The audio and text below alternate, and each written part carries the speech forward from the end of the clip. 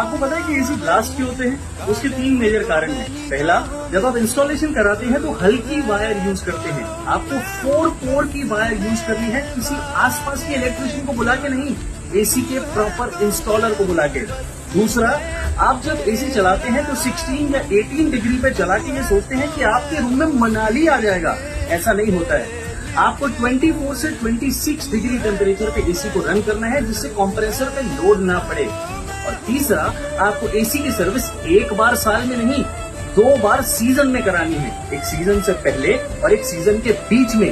तभी एसी के कंप्रेसर पे लोड कम पड़ता है और वो ब्लास्ट नहीं होता।